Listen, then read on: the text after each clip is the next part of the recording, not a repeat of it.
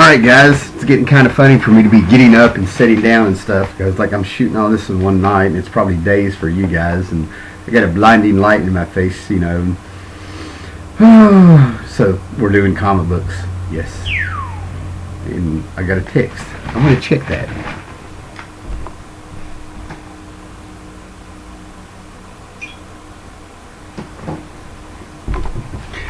The Great Legend has commented on a Facebook post of mine. Anyway, moving on. So anyway, we're back to where like this is, I think, part 5. Check the title. It'd be right that way. The Howler Hustle Haul of, you know, the great month of August in the great year of 2014, where I did some traveling and stuff. And this is from a big sale down out of Columbia, South Carolina.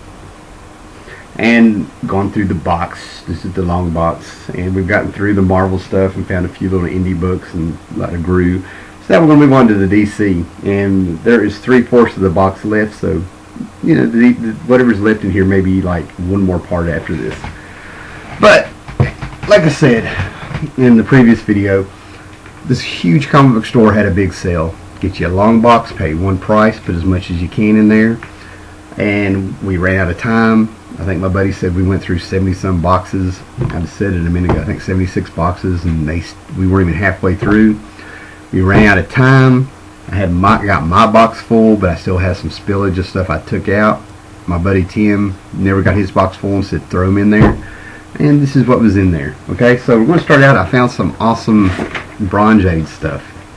And, you know, if we're going to do this, let's do it right. Okay, so I got in there and I got all excited, man, because I like those hokey Bronze Age books and stuff, you know, the fantasy stuff, the stuff where, you know, like Conan's inspired it and all this stuff. I mean, there's a lot of it, you know, and everything like that.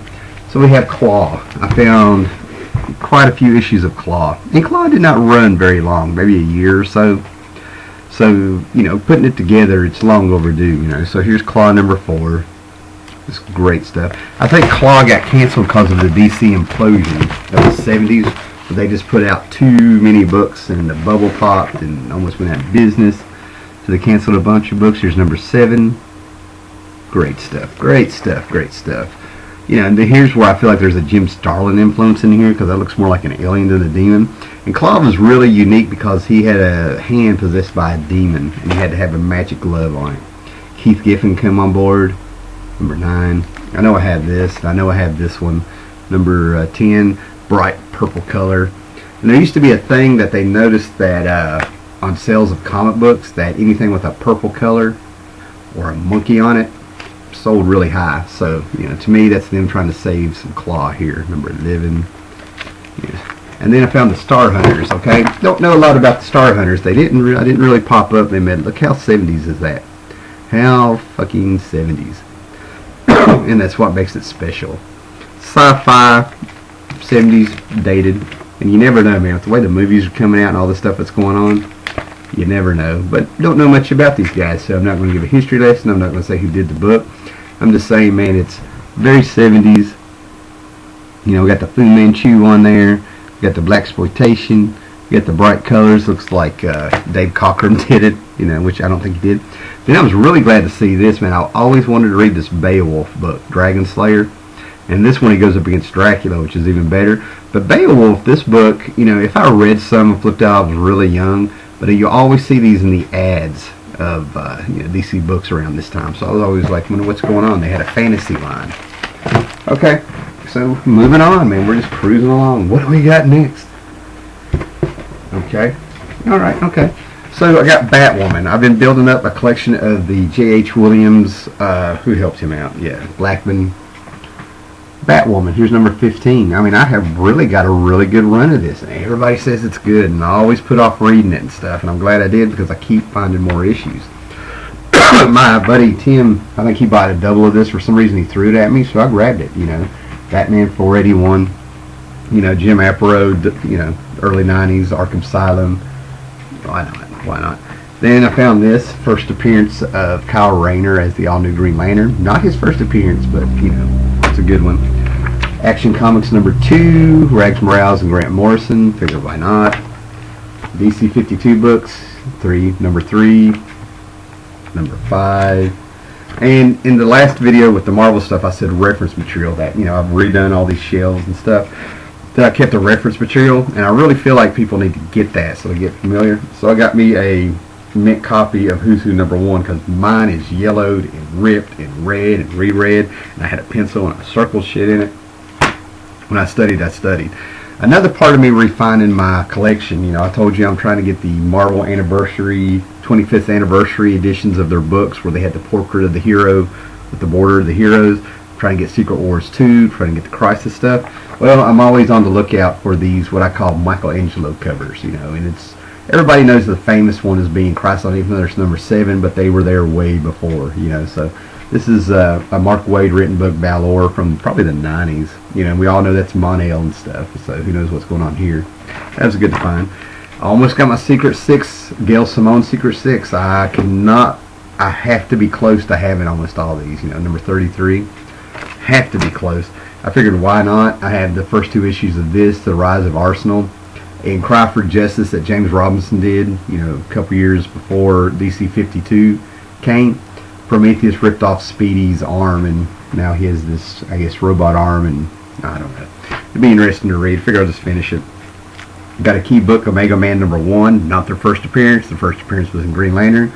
But Constant Bromstar, you know, says this is like DC's X-Men and sci-fi, and he loves it, so I figure I have a few issues, why not get it #1? And I'm running across them a lot. Got a Blackest Night Outsiders. I'm sure I have it, but I didn't want to take the chance because I had a full set, but I did find one I didn't have. We have some DC Batman Incorporated #5. You know, it's really cool to find these. Grant Morrison.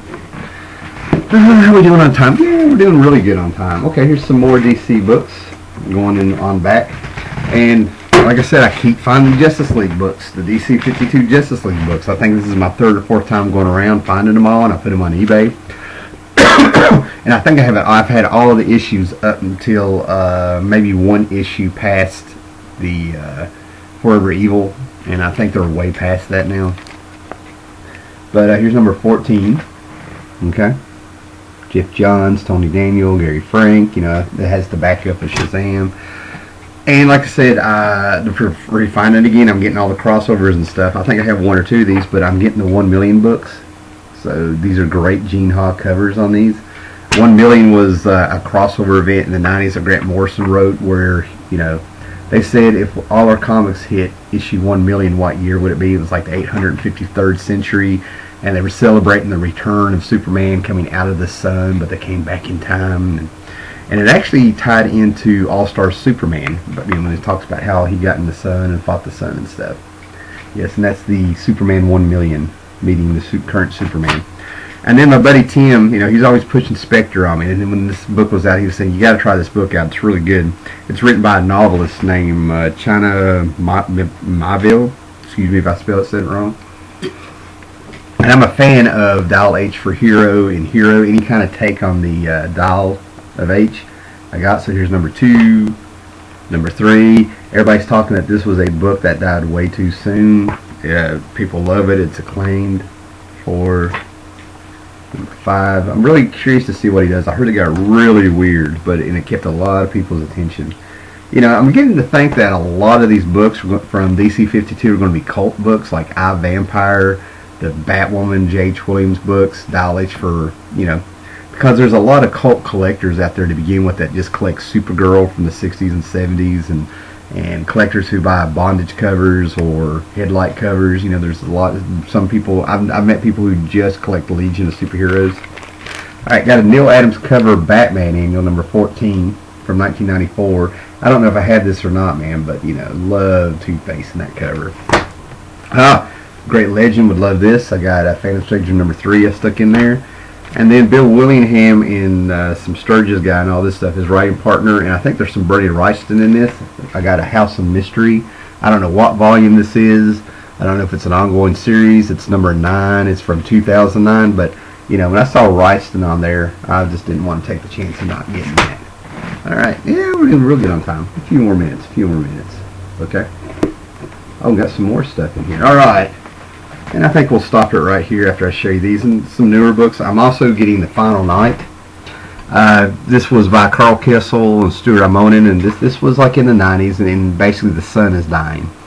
But what I like about it, when they did the research, they actually went to like astrophysicists and scientists and stuff and said if the sun was dying, what would really happen. And this is what happens, and this actually ties in to, you know, they had a bunch of reboots. Crisis, Zero Hour, you know, were rebooted, and they rebooted the Legion history and stuff like that. But I think they sort of tied into an old Legion story. A Sun Eater was coming eating her son. So this was the story. I think it was only 4 issues, might have been weekly, 1, 3, 4. You know, and it's just kind, you know, kind of cool. And I got another Phantom Stranger number 12, which is a Forever Evil. Alright, so we're going to leave it at there because there's still a lot to go. I don't want to make these videos too long, so hang in there. For you, it's going to be a day or two maybe. For me, 30 seconds. 30 seconds. I get to know what's in the box. 30 seconds. You have to wait days. I feel so cruel. It's not usually like me. I'm a nice guy. Whoa.